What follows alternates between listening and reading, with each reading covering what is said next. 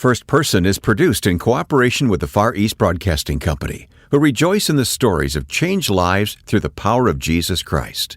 Learn more at FEBC.org. It's an in the moment at the nativity scene asking her, did you know that this is going to happen to this child, that this is going to happen? That song gives the singer an opportunity to say all these great things about who Jesus is, what he did.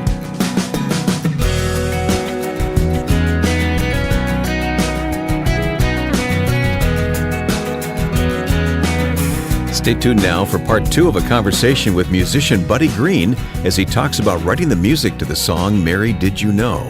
I'm Wayne Shepherd, and this is First Person. Welcome to this week's conversation. Last week at this time, we replayed an interview with Buddy Greene that took place over 10 years ago. Buddy traced his spiritual journey and call of God on his life to sing and play music.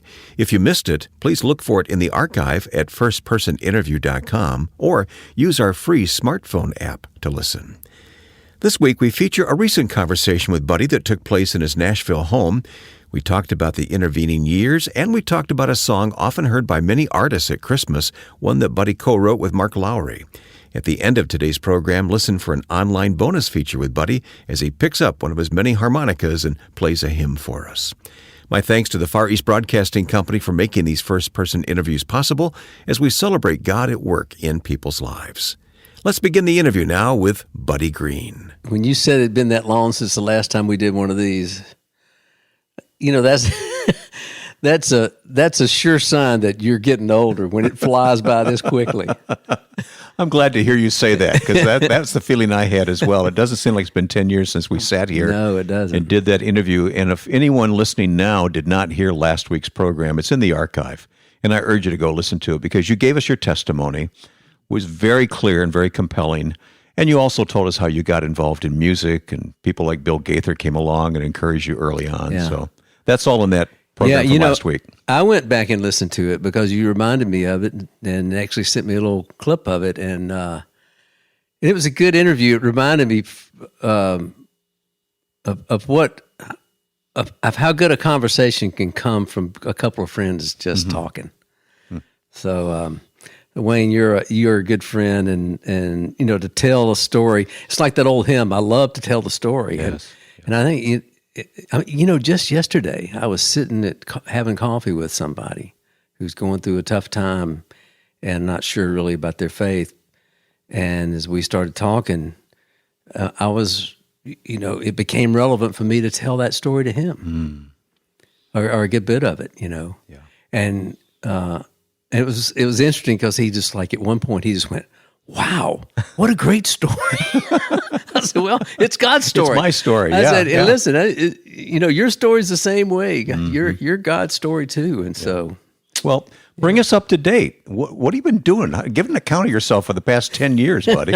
I've just been hanging down here in the basement. I see a whole cupboard full of harmonicas over here. Yeah. So. We're back in Buddy World, listeners. We're,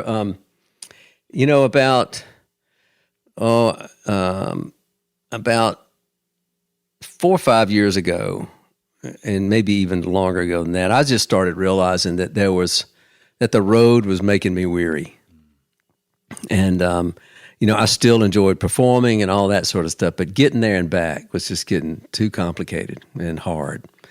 So, and I remember one day, this was probably 3 or 4 years ago, and Vicky's saying, "So how long are you thinking you're going to have to do this?" And it was a good question, because I kind of, like most men who love their career and can't think of themselves doing anything else, I couldn't really see me doing anything else. Mm-hmm. What will I do with the time? You ask yourself stuff. Yeah.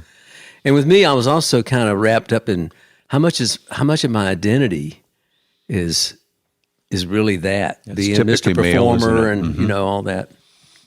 And so I had a couple of years really to think about it, and about the time I was thinking, okay, I'm going to be much more selective before I say I'll come and leave town and go do things, the pandemic hit. Okay. And everything shut down. Made the choice for you, didn't it? Yeah, so I said, well, hey, I don't have to worry about that anymore. And I sat around here, like a lot of people, when everything got quiet and we were all homebound. For me, it gave me a chance to kind of smell the roses a little bit and kind of sense just from God's creation around me, wow, there's a lot to appreciate in this world, in this life, that doesn't have anything to do with a career. Mm-hmm. And it was just as little things like just being aware of the birds around me, watching spring happen, taking walks, getting to know my neighbors. Oh, I mean, I'm ashamed to say this, but there were 2 families within a stone throw from our house that I'd seen every day, and I'd wave, hey, how you doing? Didn't know their names, didn't know their kids' names. Modern living now is so easy to insulate. You come home, you drive into your garage, the garage door goes down, you come in. But it helped me to just think about things like, wow, I've got a chance to be a better neighbor. Wow. I so appreciate that perspective. I think it comes at a certain age too, doesn't it? When you begin to realize that the time left is shorter than the time behind you. Right. And that's a factor here too. Well, another big factor for you is family. Because you have a grandchild now. That's right. Is it a boy or a girl? A girl. A girl, Yeah. okay. We do girls in this family. You have 2 daughters. My wife's DNA is girls. It totally supersedes anything I bring to the equation. But we have. I have 2 daughters, and my oldest daughter, Erin, married about the time we had that interview, maybe a year before that, and then 3 years ago had our first and only grandchild now. Georgia Rose. Oh, beautiful. Her name. And she's a spitfire, as her mother was. And what a great age, by the way. Oh, I know. And they live in California, so it's been a little. That's our only challenge is not getting to see them as much. We have a very similar situation with a single grandchild living far away, so right, I know. Yeah. But we just actually had them here staying for a few days because my youngest daughter got married last week. Congratulations, the whole family. So I have a new son-in-law. Wonderful. And so things are happening around here. Oh, yeah. It's a great season of life, because things like that are happening and we're able to enjoy it some. Yes, important. Yeah. And pay attention a little bit, So yes, I have a friend who says and told me recently that when the dog died and the kids left home, he thought he would be his wife's number 1 priority, and then grandkids came along. And he was back in the doghouse. Yeah, right. Doesn't that describe it though? Right. Oh, it does. I can guarantee you that grandchild is my wife's number 1 priority. I wouldn't have it any other way though. No. Yeah, it's family and it's wonderful. I mean. And that's another thing, just to see the joy that being a grandmother brings to Vicky has been really super. Yeah. I mean, I love it too, but I mean, she really, she's been waiting with bated breath for this opportunity for a long time. Just to be clear though, you're not quitting music. No, actually not. I'm staying pretty involved locally. I'm doing an occasional, last weekend went down to Bell Buckle. And so, I'm getting these. That's the great thing, too, is I'm being local now. I'm actually making music in a lot more variety of ways. Which is something we touched on last time 10 years ago, in that you felt like your calling was to be a Christian who happened to be a musician. Yeah. And not the other way around. Yeah. I don't know who told me somewhere along the way that said, in most instances, Christian is not a very good adjective. It's a good noun. But when we have to use it as an adjective, I'm a Christian this or a Christian that, it's like, really probably the best thing to do is just be what you are and let your Christianity sort of be the subversive way you love people through what you do, Yeah, that's an important way to be salt and light. Yeah. And I feel like you're doing that well. Well, thank you. I mean, I certainly do it better some days than others. It's easy to be self-centered and blind to whatever's going on around me. But then again, I think there's another thing for me to be thankful for. When you're wrapped up in a career and having to chase after the opportunities and the schedules and all that stuff, it's easy to just not be as present as you wish you could be, because you're just having to stay focused on the task, whatever that is. And I can still be so distracted and caught up in myself and all. But well, I think it's an important message for all of us to consider is, what are we? We're not what we do. No. Our friend Mike Card says we are not our gift.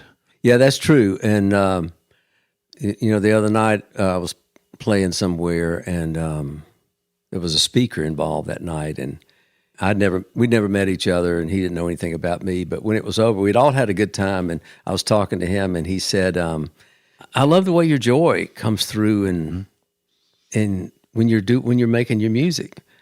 I said, well, I think it's because music is such a great outlet for that. It just it's the thing I most enjoy doing. And so I probably feel more joy when I'm doing that than any other thing. It's also God's Spirit coming through you when you sing that music and play. Yeah, but it's not the gift that's doing that. It's just God's doing the joy, but the gift then becomes just the mechanism. It becomes the thing that allows you to express that to whoever. And I've noticed that in all sorts of craftsmen and people, you can watch. When I watch Vicki being a grandmother, I see her joy. Yeah, I mean, there it just pours out of her. Right. Yeah.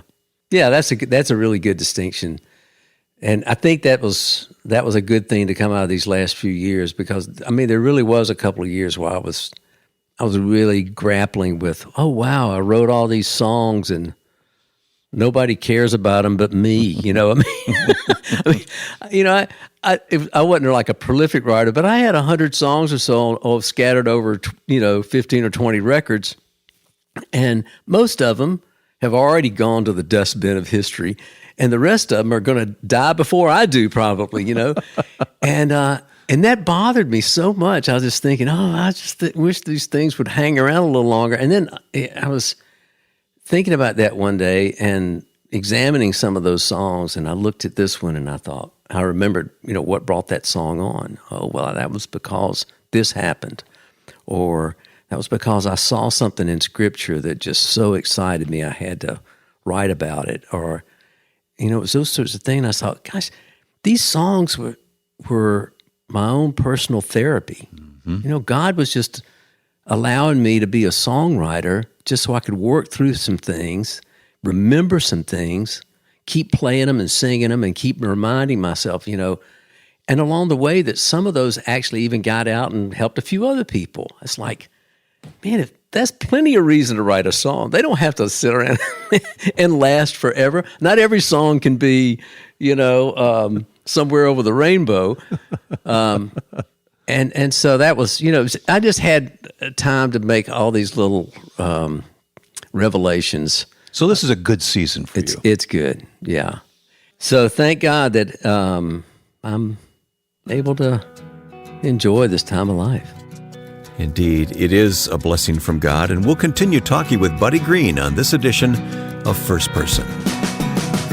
I'm Ed Cannon. The Far East Broadcasting Company partners with First Person because we celebrate the stories of people everywhere who have given their lives to Christ and serve Him. Our broadcasters in 50 countries of the world hear stories every day of people whose lives are transformed by the gospel and who have faithfully been taught God's Word. In addition to First Person, I'm pleased that Wayne and I host a podcast, and we invite you to join us. Listen to Until All Have Heard at FEBC.org.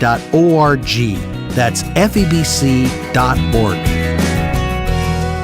My guest is Buddy Greene.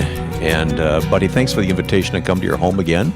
Again, I'll mention that 10 years ago, we sat here and did the interview that our listeners heard last week, which we reran here in First Person, which you talked about your testimony, how the Lord reached into your life. When you were not really looking for Him, He found you, didn't He? Oh, yeah. Yeah. Yeah.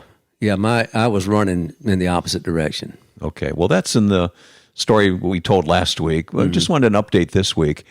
You mentioned you're still writing music, writing songs. Well, not so much. No? No. Probably the last song I wrote was 10 years ago. Okay. So, but I'm still a student. I think that's what the last couple of years, especially, I've been able to. One of the things that I thought about talking about what we were talking about earlier was, how much of me is wrapped up in being a performer.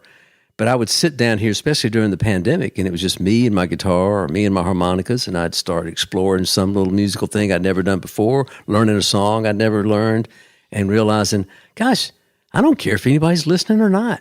I'm having a great time. I'm learning. I'm surprising myself with, wow, I can still do this. And not only that, I can learn something new.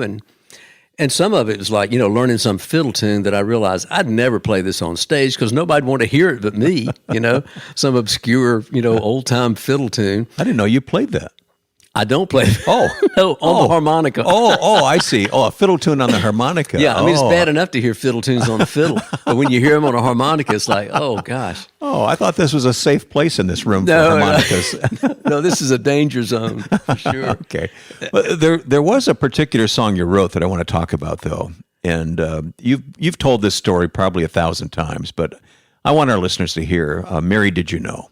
The song that you and Mark Lowry collaborated on. Yeah, and when I look back on my songwriting, most of my songs that have really landed well out there, even if they weren't real popular, like "Mary, Did You Know?" they were collaborations, and that one was a good example of how it's happened before. Mark had carried those words around for I think about 7 years. He was asked to contribute something to a Christmas musical at a church, and he was going to do like a recitation. And then the more he looked at it, he realized, man, this it lays out like a lyric, and so he started handing it to people, see if you can come up with something. And various people tried, and never really suited him. So, long story short, one night we were out both of us touring with the Gaithers. It was after a concert, and he was sitting over there with a legal pad, and just scribbling away on this thing. And so finally he tears off this piece of paper and throws it at me. He says, "See what you can do with that."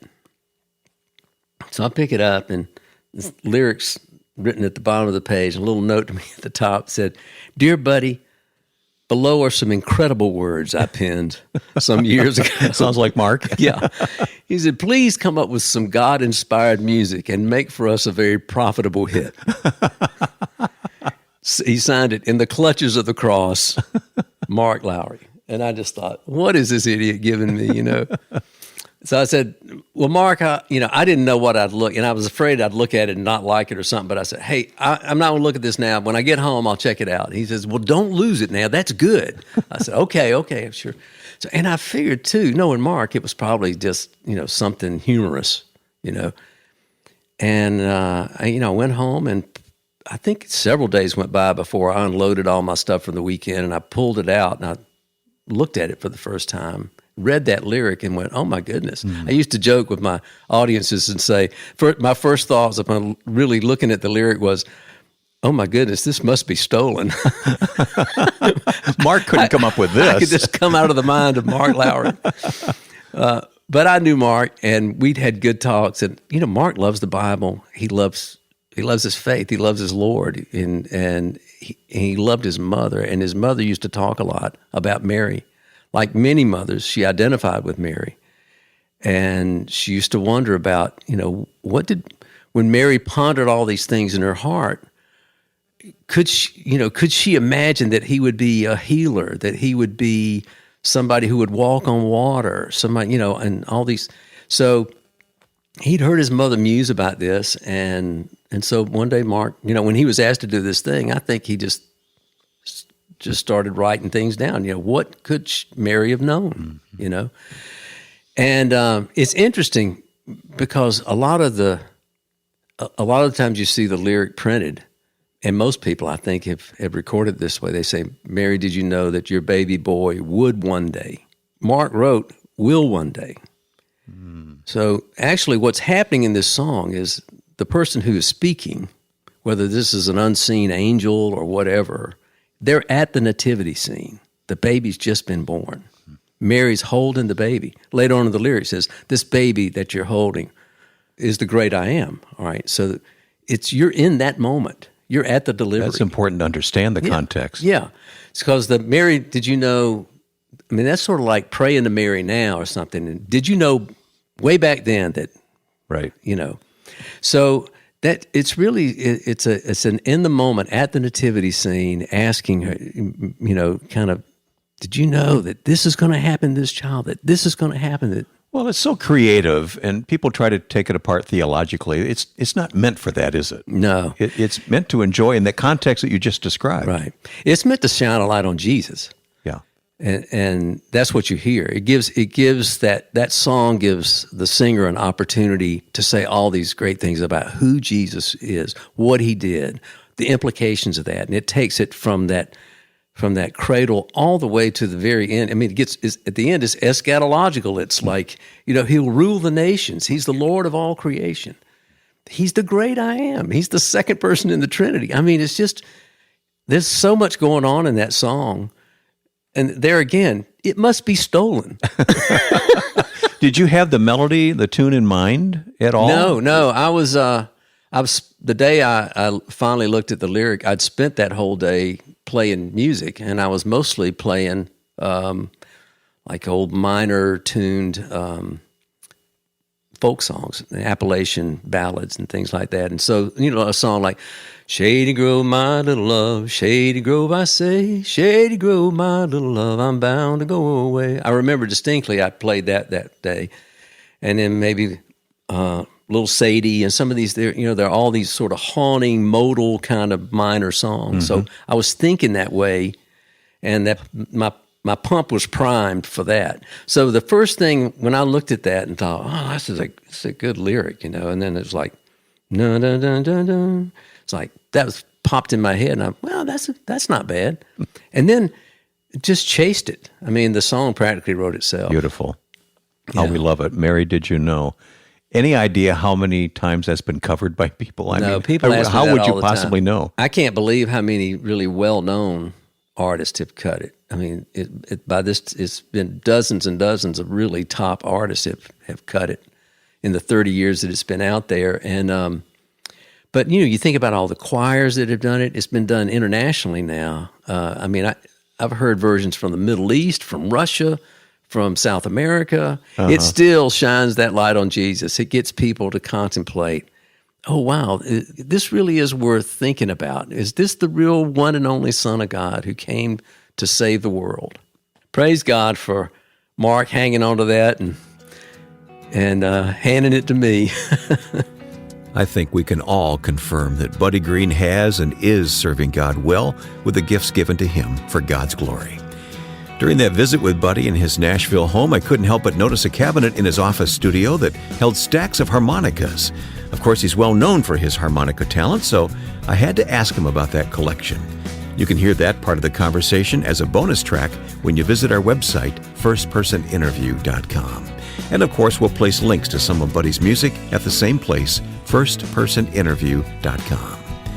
Today's program was made possible by the Far East Broadcasting Company, who join me in wishing you a very Merry Christmas. To learn more about FEBC's ministry around the world, please visit febc.org, where you can listen to the podcast Until All Have Heard with FEBC President Ed Cannon. Go to febc.org. Now, with thanks to my friend and producer Joe Carlson, I'm Wayne Shepherd. Join us next week for a Christmas interview on First Person.